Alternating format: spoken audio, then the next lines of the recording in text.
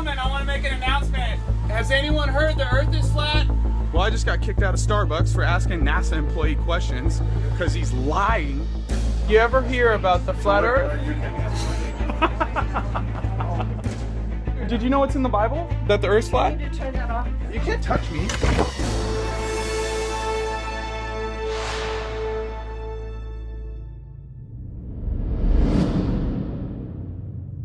One of the first lessons we learn in school is that the Earth is a globe and rotates on an axis and orbits around the Sun.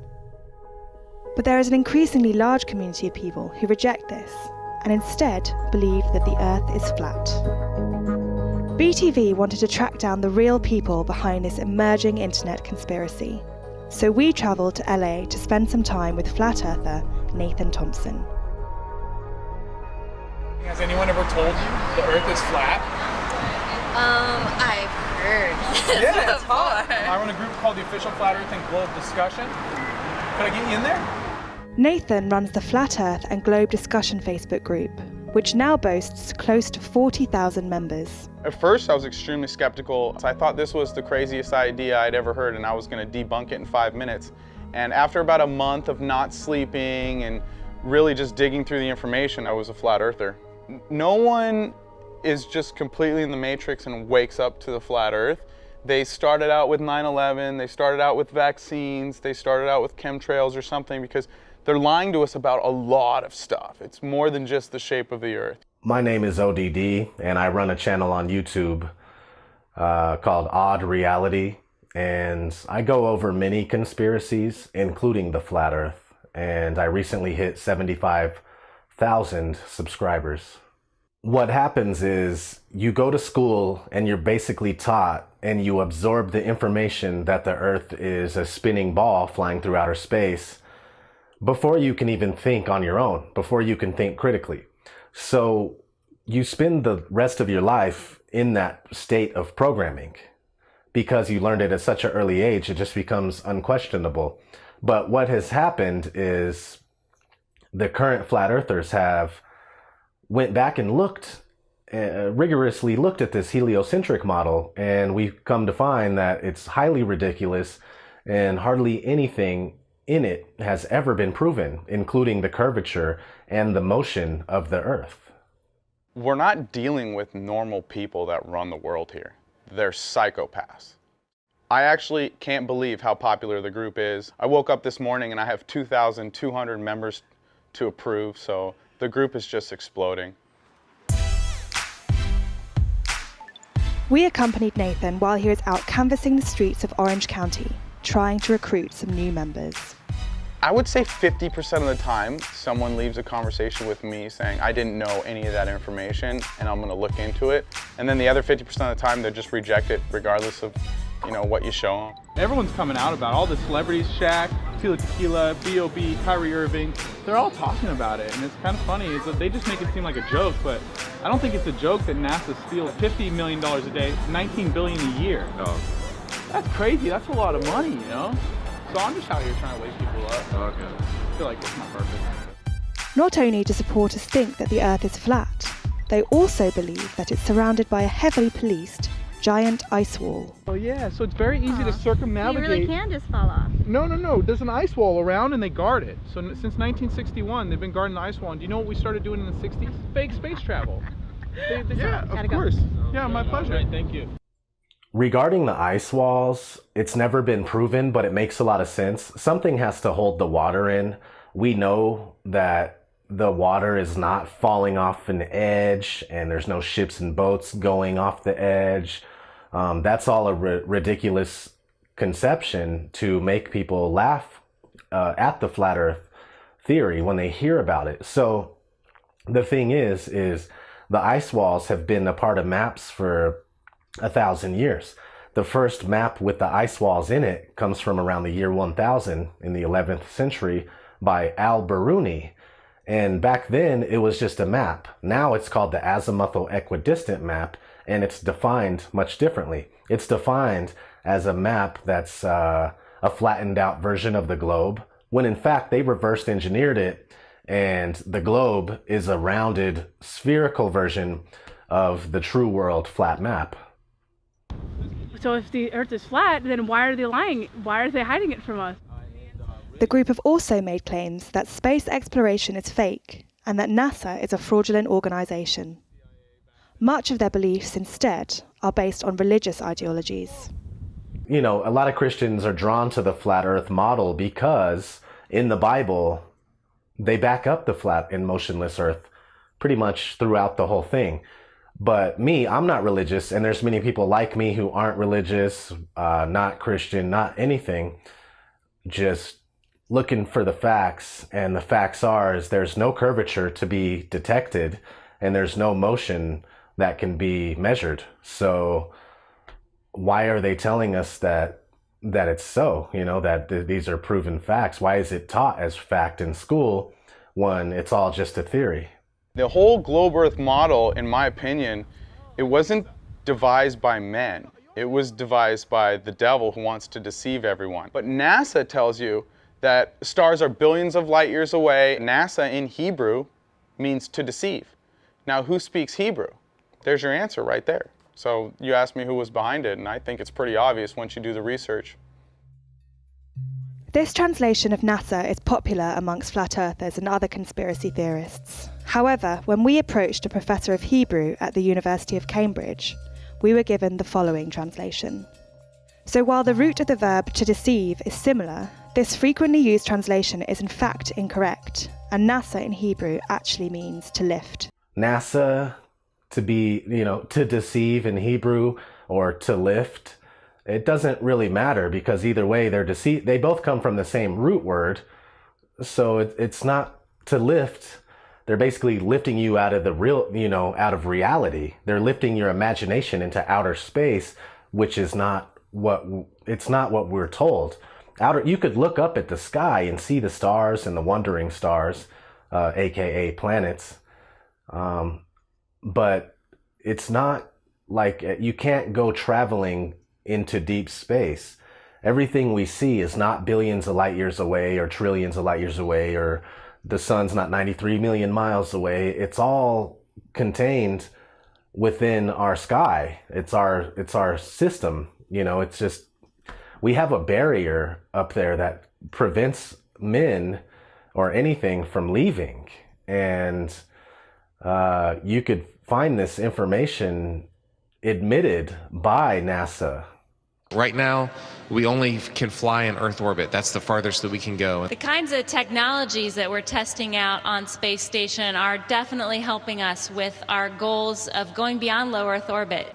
Early in the next decade, a set of crewed flights will test and prove the systems required for exploration beyond low Earth orbit. And this is really the beginning, I think, of human beings leaving low Earth orbit. You could also see for yourself that NASA admits that all the telemetry data for the moon landing missions is no longer in existence, and that we do not have the technology to go back to the moon. I'd go to the moon in a nanosecond. The problem is we don't have the technology to do that anymore. We used to, but we destroyed that technology, and it's a painful process to build it back again. I haven't seen anything that indicates the telemetry data is even in existence, and as I said, even if we had it, we don't have the machines to play it back. Unfortunately, I'm afraid I can't really give you much of a clue as to where this data ended up and whether it still exists or not. So you look at all that and you gotta wonder what's going on with NASA. Why were they able to go to the moon 6 times between 1969 and 1972? That's a 3-year period. They went to the moon 6 times in 3 years between 69 and 72. Here we are in 2017, and we can't figure out how to get past low Earth orbit, and we can't get back to the moon. That is very strange.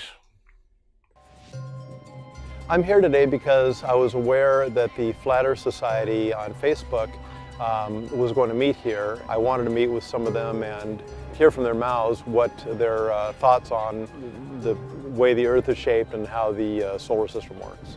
We are not the Flat Earth Society. The Flat Earth Society has been propped up by the powers that be to be, it's basically controlled opposition. So when someone, if you start thinking, hey man, there's a lot of evidence that supports the Earth being flat, or you just you're actually one of those rare people that could do research unbiasedly. You go to look, and the Flat Earth Society is pretty much the top ranking result on most internet searches. So when you look up anything, they have a bunch of answers for things that do not make any sense. So if you like, well, what's gravity on the flat Earth? You look at their website and it basically says that the Earth is rising constantly at a certain rate, which makes up for gravity. But that's just absolutely ridiculous. If the Earth was actually moving and we were moving upward constantly, we would fly right into the sun, right? Something like that. So it's a big turnoff for new people that want to look into the flat Earth. You start looking into it, you find Flat Earth Society, you get told very strange, laughable answers to your questions, and then you give up your research right there. You're like, nah, the Earth's not flat. Hey, have you ever heard the Earth is flat? We invited Spencer Marks of the Independent Investigations Group to come and challenge some of Nathan's views. The Independent Investigations Group is a rational, scientifically based skeptics organization that investigates claims of the paranormal and fringe science claims. Well, I'm pretty sure that the Earth is a globe. I believe, through research, you believe the Antarctica is an ice wall. Is that correct? True, yeah. I haven't personally been to the ice wall. I've heard people have been turned around at gunpoint for trying to investigate the ice wall independently. The ice walls do not have to be heavily policed, in my opinion. They keep us in the middle of our flat Earth, on the continents, you know, in the middle of the pond, if you will, surrounded by the ice wall. It's not like a 360 police holding hands, you know, with guns, waiting for someone to get there. There's an Antarctic treaty in place signed by, I forget how many nations, 50 nations, 52 nations, something like that, quite a few. And anyway, it keeps people from independently going to Antarctica. I know water doesn't fall off because there's an ice wall on our theory. So, I mean, how about, you know, how does water stick to a ball that spins 1,000 miles an hour? Gravity. But gravity is nothing more than a theory. Because there's got to be some force that keeps us on the ground, right? Well, yeah, there is. It's called density. So if Earth's moving 1,000 miles an hour around the equator. But you're moving with it. So there's no Coriolis. No, think about being on a train going like 60 miles an hour.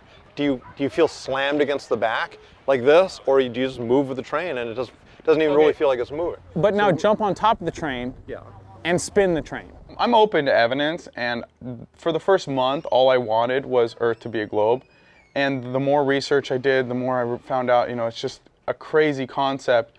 The flat Earth is something that can't be shoved down someone's throat or told. You just can't tell someone the Earth is flat. You can't tell them the hundreds and hundreds of reasons why the Earth is flat and motionless. These people and, you know, all the people out there, you got to come to that conclusion on your own. And once you do, you'll see what I mean. Nobody could tell me the Earth was flat. You know, I had to figure it out on my own, and so do you.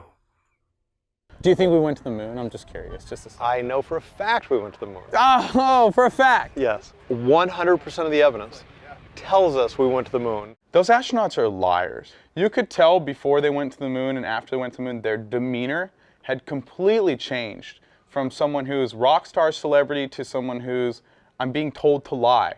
And basically my life's in danger if they would have came out about it. And I think they killed some of the astronauts. If you look at the number of people who died trying to get in the space program or be an astronaut, it's astronomical. How does the sun move on the Earth? Take this and put it right here, right, and go around it like this. Okay, that means the sun wouldn't rise and fall in the east to the west as it does. It would literally go out, and it kind of does, in my opinion. The sun rises and sets due to perspective. Now you take a ball, you're on a ball, okay? You take that ball, you rip it open, you flatten it out. It makes for a much, much larger surface area. So the sun being smaller and closer is able to circle around and go in its daily circuit and appear to come up and go down due to human perspective only. I would believe in a flat Earth in a heartbeat if there was actual evidence to support that model of how the Earth and the solar system worked. Most people claim that, if there was actual evidence to support the flat Earth, they would be on board, but it's just not so. They say that even though the preponderance of evidence is already in our court. There is no motion, there is no curvature. We're trying to figure out, people say boats go over the horizon. While you're on the ground looking at a boat and you're just watching, a boat will appear to go over the curvature of the Earth, right? But then you take a amateur balloon and it'll go as high as 121,000 feet or higher, and you can't see any curve. The horizon rises right to your eye level. So to say that you can see a boat go over the curve on the ground is ludicrous, because you can't even see a curve at 120,000 feet. So there's a lot of contradictions, and people, it boils down to the programming. People have spent their whole life watching space movies and reading space magazines and just loving science. You've been taught that, if you're down with science, you're smart and stuff. And people just have a hard time letting go of what they've been taught. It's called cognitive dissonance, when new information comes in and you can't handle it. So you just kind of break down, or you just continue rolling with the old information because you don't want to be wrong. You don't want to be wrong. You don't think you're wrong. You don't think you can be fooled. It's pride, it's ego. There's so much involved with it. But to be quite frank, the flat Earth has all the evidence.